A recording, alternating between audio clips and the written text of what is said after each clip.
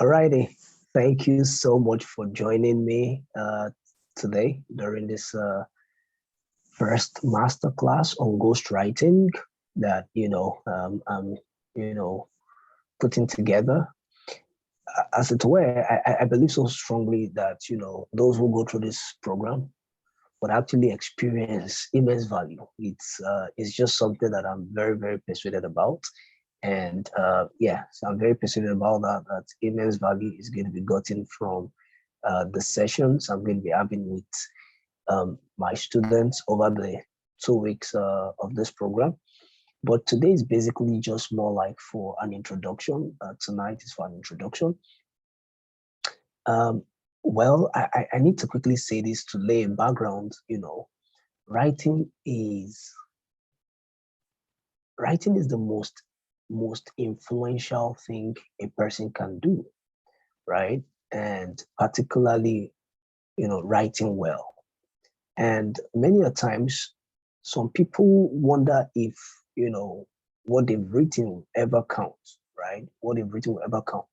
But the truth is that there are many instances where writings that were even meant to be private and were kept, private after years of the passing of the person who wrote, those things, the world stumbled on the writings of that person. For instance, there's a young girl called Anne Frank.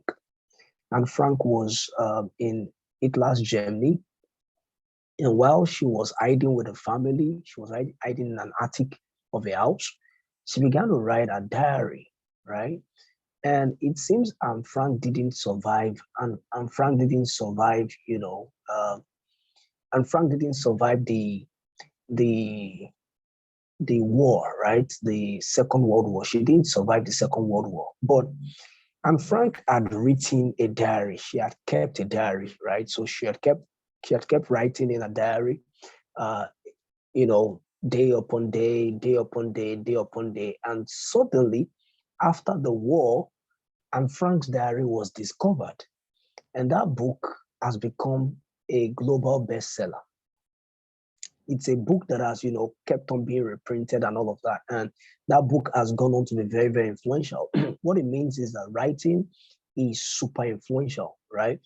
But again, while writing is super influential, there are ways one can actually build structures or systems around, one's writing that makes all the difference, right? That makes all the difference. What that means is this: some person may write and expect that it will be as accidentally discovered. Another person may write and then go further to begin to work on distribution, right? So the most influential people on the face of the earth are those who have not only learned how to produce stuff, but those who have learned how to distribute stuff. So distribution most of the times is the second step that makes all the difference. So it's not only about production, it's about distribution. So the farmers, let me use the analogy of farmers, right? So farmers, would farm in what's it called? Farmers will farm in the local areas, but they don't have distribution networks set up. So what that does is that their produce is at the mercy of those who have gotten distribution right. And that's the same thing that happens with writing. Writing, when distribution has not been built around it, becomes, something that is hidden. It's like, that parable of a candle that is lit and hid under a bushel. So during this period, as we journey together, I will not only be teaching about, the technicalities of ghostwriting. I will also be talking about how you can go beyond, being in your little corner and getting word out about what you do, and also getting involved in the amazing lives of people, that you'll be telling their stories. So let me use a quick, use a quick example of somebody I wrote a story for, right? So there was this lady that called me suddenly out of the blues. What was it that she called? No, somebody called me and said, "Hey, Jesus Damlari, do somebody asked me about needing a ghostwriter, and I mentioned that you could help her." So I was like, okay. So the next thing, the person reached out to me, and then this person was a Muslim, right? She was a Muslim.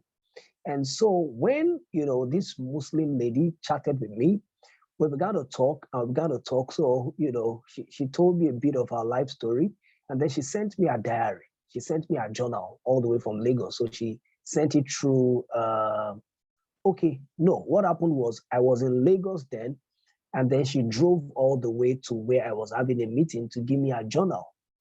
Inside the journal was, a scan of a baby, right? That little picture, is it a sonogram or something like that? I've forgotten the name of that right now. So it was inside. And then, when I got back to Ogomosho, to look through the journal, I was wondering why this person would trust a stranger with a life, right? Because as I was flipping the pages, it was the deepest part of our lives, of our life that was, written inside our book. So I had to treat the book with so much care. I had to treat the book with so much respect, that kind of, because this was somebody, entrusting our life with me.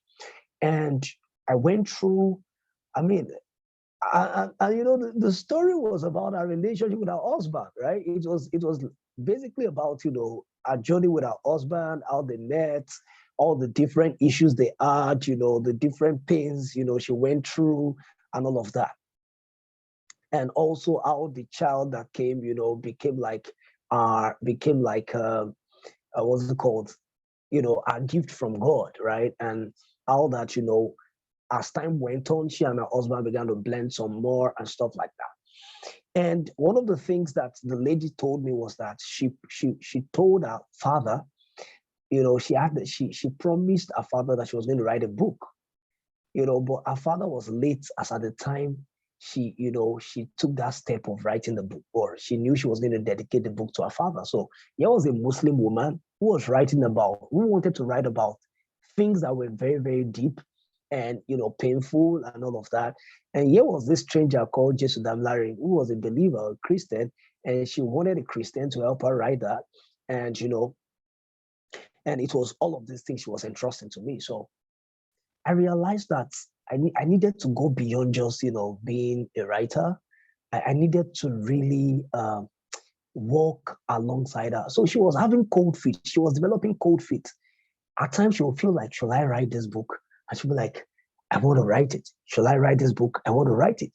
At that point in time, it wasn't really about the money for me anymore. Though I'd already told her what I was going to, charge her. But at that point, I just needed to walk with her to the point where she was going to write a story, because I knew what it meant to her, as far as, the promise she had made, to her father and all of that. Because again, when she married her husband, she and her father had a very, very terrible falling out, all of that. They didn't really approve at the time she married and stuff. So it was like more of, a closure. She was seeking closure by virtue of that book. So she got across to me, and then for like, we talked for like 2 months, and then for like 1 year, she just went silent. And I could understand, like, the kind of things she was going to talk about were not easy to talk about. They were not easy to talk about. So what happened was, I just kept checking up on her from time to time. And you're like, oh yeah, like, you see, I'm just interested in you writing your story. It's not really about me, getting paid for this. I just want you to write it. I just wanted to write it. And so last year, she just got across to me and said, oh, JD, yeah, I know I've taken a lot of your time, and I've been dragging my feet and all of that, but now I want to write this story. I know I need to write it. And I was like, oh yeah, I'm with you. And I told her, I said, actually, the JD who used to write a year ago is no longer the JD who will write this time around. So your bill should change normally. I should, upgrade your bill. But because I just want you to write this story, then I wouldn't mind, right? We could just go ahead with what I charged you last year.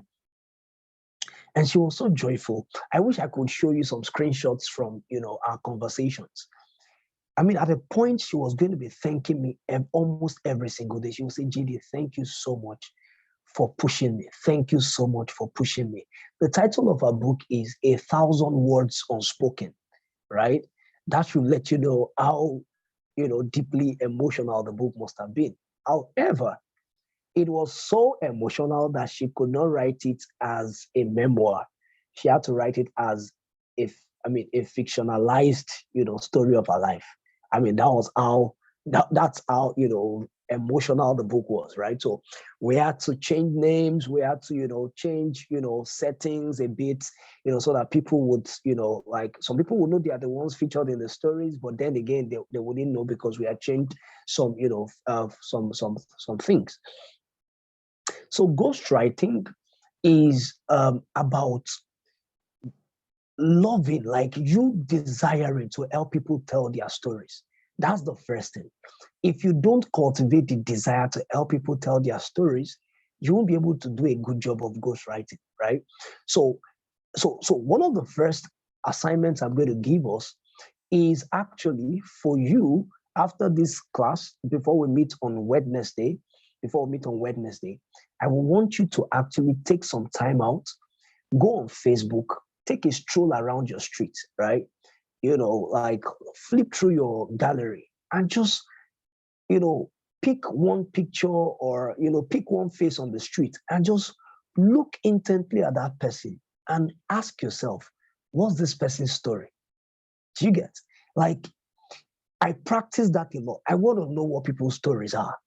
Like I want to be able to piece together some things about people's stories, even if they've not told me anything. So if I see somebody sitting down, slouch, all that, I want to ask in myself, what could be this person's story? What could be that thread, that thread of, of a narrative that would suddenly elevate this person from this ordinary person that I'm seeing right now to a person whose story can, can tug on the heartstrings of people.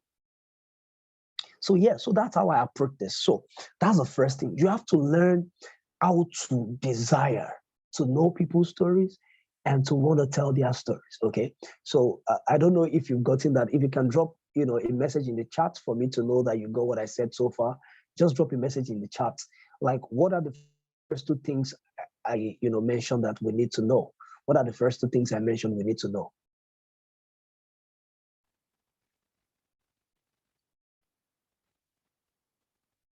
Anybody responding?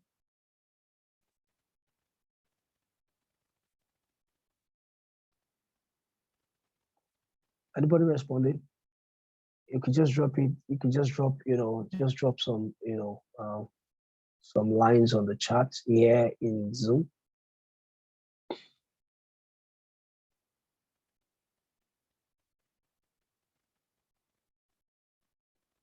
Thank you so much. Desire to know people's story and to help them tell it. Yes.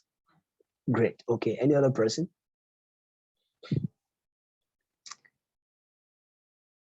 Any other person?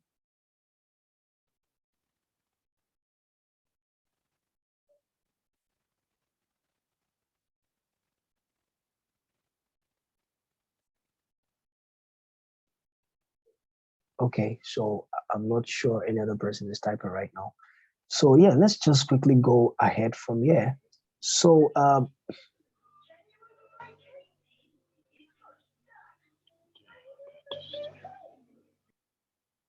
okay, so yeah, let me just go ahead. If you still want to send in an answer, you can just type it in the chat box. I'll see it. So yeah, as I was saying, the first thing is to desire to know people's stories and then desire to help them tell it. It always, reflects when you begin to talk with a potential client. It always reflects. There is a way you, there's a way you are, there's a way your words come to the person. There's a way, there are the choices of words you use that the person knows that you have developed a peculiar interest in their stories. Matter of fact, one of the things that happens when I'm talking with clients is this.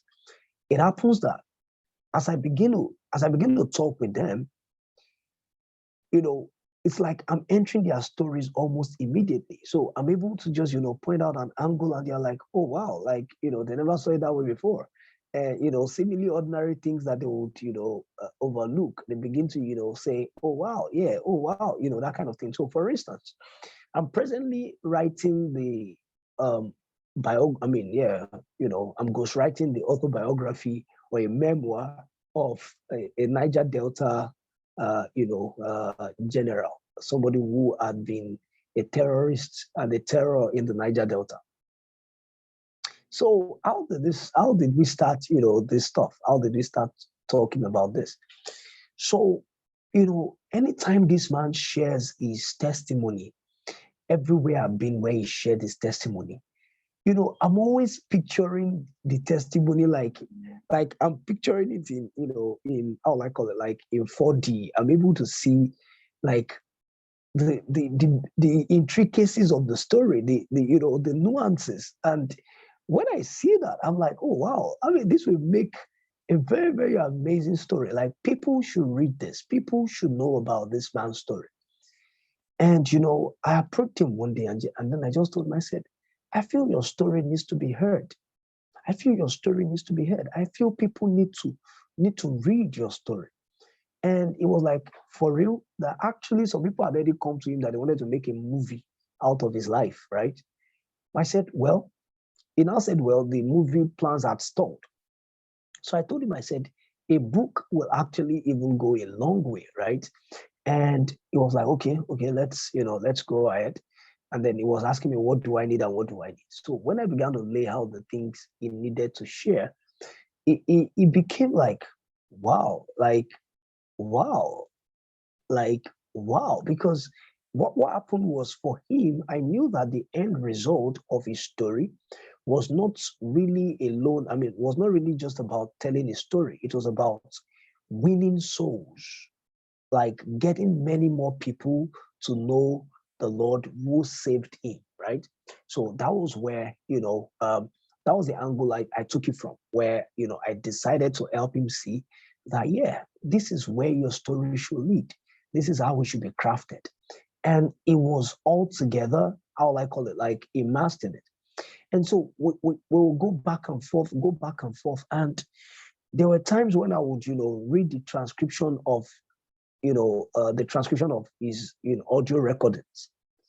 And I would pause a while and I would feel like I can't afford not to tell this story as accurately as I should.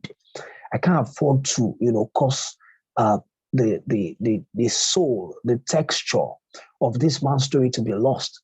So what I did was I began to immerse myself into a Niger Delta kind of perspective, right? I began to immerse myself into that, mindset of a Niger Delta, terrorist, or, terror, or whatever it is. And I was helped in the sense that, I schooled in Warri, so it was easy to know. It was easy to recreate in my mind some of the things he was trying to pass across. And so anytime he read any of this, so I would send him chapter by chapter, like I'll send him chapter by chapter, and then anytime he reads chapter, I'll be like, wow, wow, what did you just do?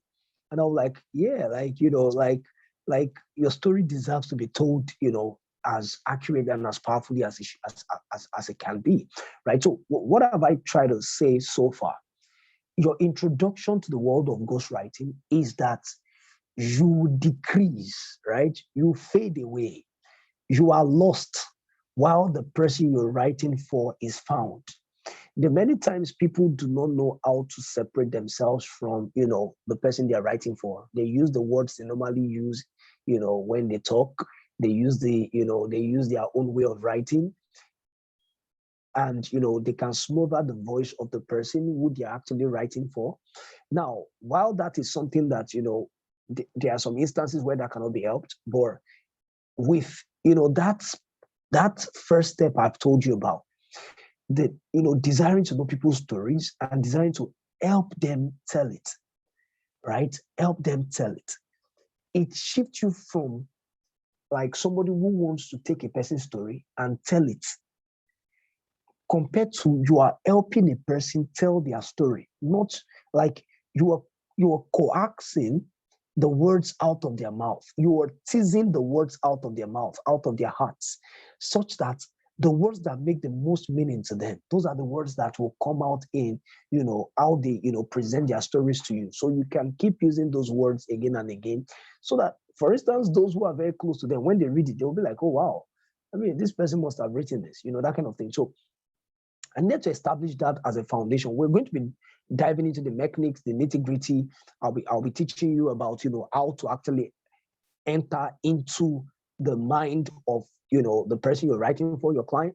I'll teach you how to create place settings, for your stories, for the stories of those people. For instance, if you're writing for somebody who lived all their lives in, let's say, Ghana, how do you go to Ghana without being in Ghana, without having lived in Ghana? How do you talk about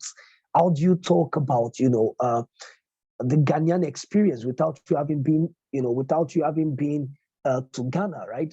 So I'll be teaching you about all of those. I'll be teaching you about how to get to tease out the right information, from your client. I'll be teaching you how to actually get chapter titles, because that's also very important when you're ghostwriting, particularly for fiction, for fictionalized and non-fiction, because there are sometimes that chapter titles make the difference in the progression of a book. So I'll be teaching you all the mechanics of that. You'll be doing a lot of assignments as well, and also we'll be doing a sort of capstone, just a sort of maybe one chapter that you're going to do based on an hypothetical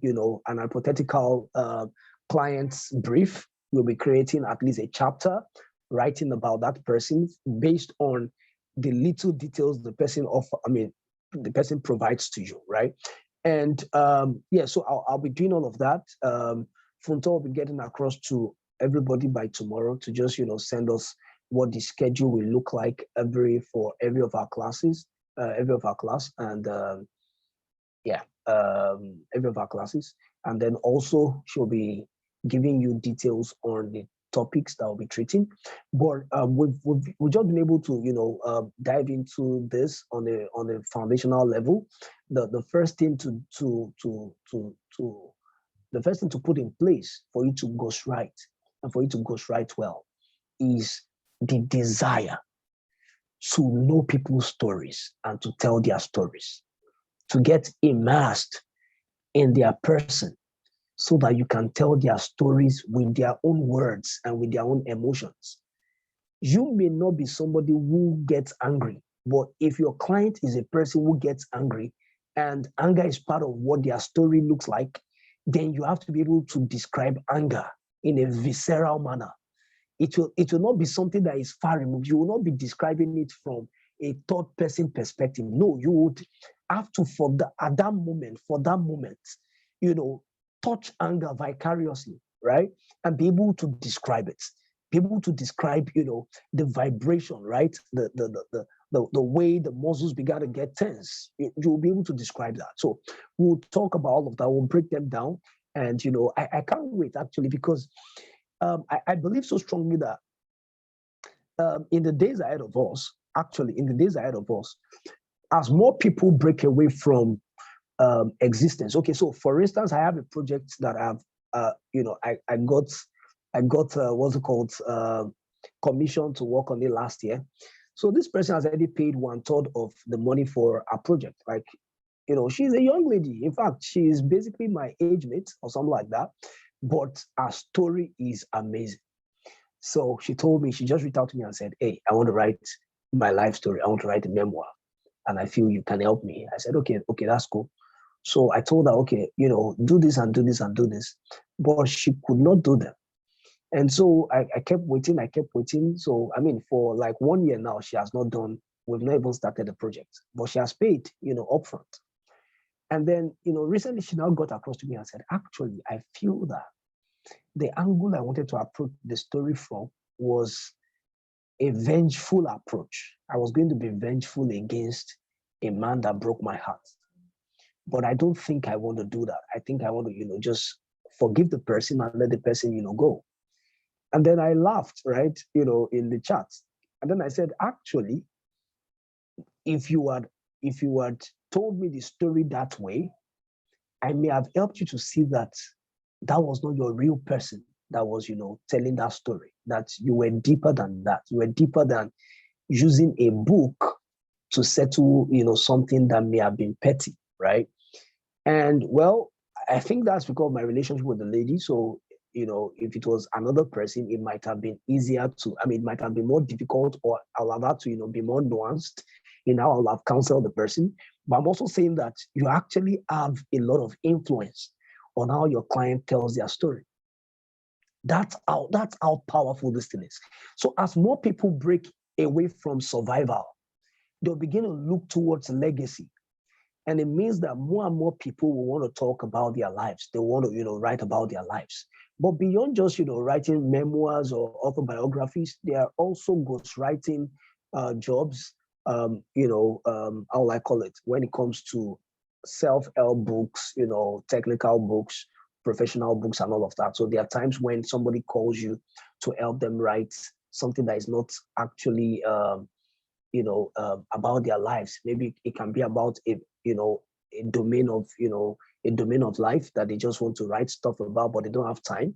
So across the range, but I'm going to be starting you out on, memoirs and autobiography kind of writings, because those ones I feel are going to be very, very necessary, particularly in Nigeria. We have limited numbers of people telling their stories in Nigeria. And when stories are not told, right, it's a great loss. It's a very, very great loss. There's somebody who reached out to me. A friend came back from the United States, and it seemed as if this friend had experienced a very interesting life. So the person reached out to me and said, "Hey, JD, I feel that, you can help my friend, write a story. Like my friend says she wants to write a story." So when I chatted with this person, the woman said, "My story is going to be long. I think one book cannot contain it. So we might have to do 5 parts, so we'll start with part 1 to 3 now, and then we'll go to part 4 and 5 later." And I was like, oh boy, I can't wait. I can't wait to tell that woman's story, because it's just like you're being given the permission to immortalize, right, the journey of somebody in such a way that when any other person reads this, that might be what they need to turn their own lives around and stuff like that. So that project hasn't started yet, because the lady is just trying to settle down in Nigeria and all of that. So so that's so when I was talking about joining the special class, my special group, where projects will be shared around. It's because of many of these projects I have on my table that I might not be able to do alone. That's why I talked about the opportunity for people who are willing to, join the exclusive, what's it called, group after this course. To pay something extra for this program. So, but then I'm just saying that I'm just putting that out, that there are a number of people who are wanting to write their stories, and you all would be equipped to help tell their stories in the days ahead. So I wouldn't want to take too much of our time tonight, but I believe that you've been able to get a level of understanding and a sort of introduction into what our journey will be like over the next 2 weeks. If you've been able to get that idea, can you just drop it in the chat? Can you just let me know that you've been able to get the, how I call it, a good grasp of where we are starting from, as it were. Like, remember I told you that there is something that I found that kind of separates me from a number of other people. And that's why I'm starting from here. I'm not starting from the technicalities first. The technicalities are things that anybody can learn anywhere. You can get it online. You can go read about it online. But some of these things I'm talking about, you won't find them online, because they are my lived experience, right? And I'm the only one that can talk about them. So, so I just want to know if you've been able to get something right now.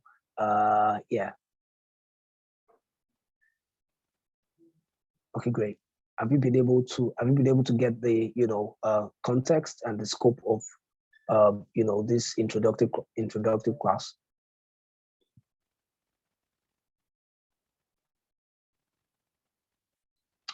All right, great. Yeah. Okay. Okay, great. Thank you. Are there any questions before we call it a day?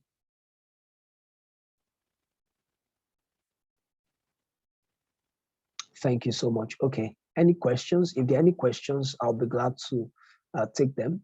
But I have an assignment for you. Remember, I have an assignment for you, and I've shared that with you earlier. I said the assignment is that at least from 3 different places, 1 from your gallery, 2 from your Facebook, and 3 from your street. Just look at somebody and try to know. Okay, cool. Look at somebody and try to know what's how I call it, what's their story is. Try to pierce through. Try to gaze deep. I don't know. Try to pierce through the facade of their bodies and gaze into their souls. Okay, and sketch something out. Write something out. Okay, write something out. I would send a number of images to us later, and those images will kind of give you an idea of what I'm wanting you to do. So artists usually start things with sketches, so they want to just sketch, and basically just line drawings and stuff like that. So that's just what I need you to do. Something like just a paragraph that just tries to pierce through into someone.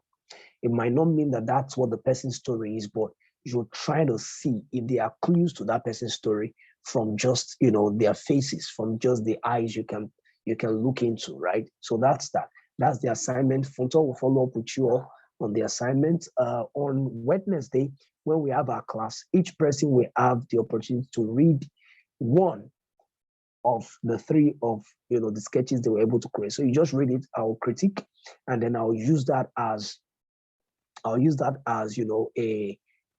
launch pad for us to now dive into the technicalities. Okay, so we have a question. Can one have a niche, for in ghostwriting? Of course, yes, you can actually have a niche. For instance, if I have an affinity, right, for men who rose from very, very difficult how I call it, backgrounds, men who rose from very difficult backgrounds, and then they charted new courses.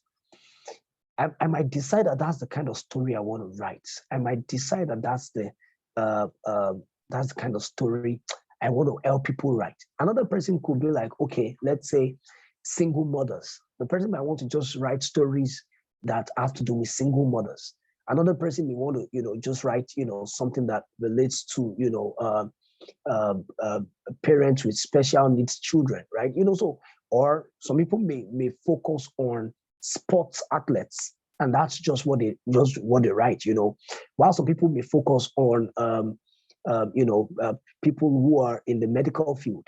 So because your background also helps in being able to fully flesh out people's stories, so it helps to know what your strengths are, and then you can develop along that niche. But you can also be a generalist, because indeed, if you can actually how I call it, if you can write fiction and across diverse genres, then I think it's possible to also write for all kinds of people. I don't have a niche at the moment.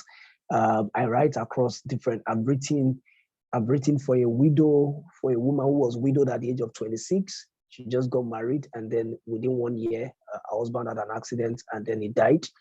And she didn't even know she was pregnant, when her husband died, right? So I've written for that person. I've written for the Muslim lady I talked about.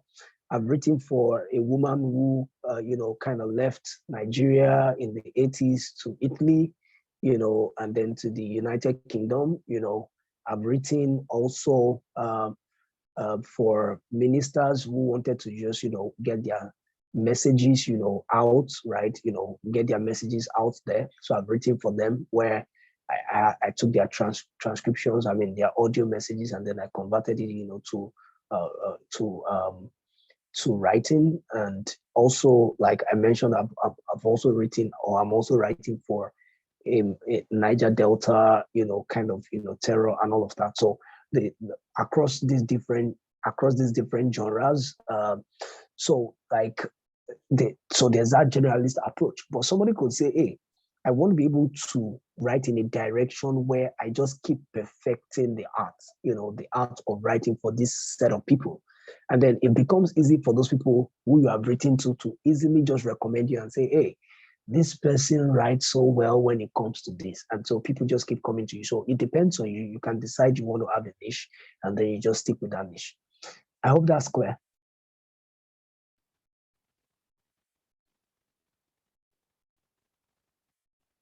Hello. All right, thank you. So any other question before we're done?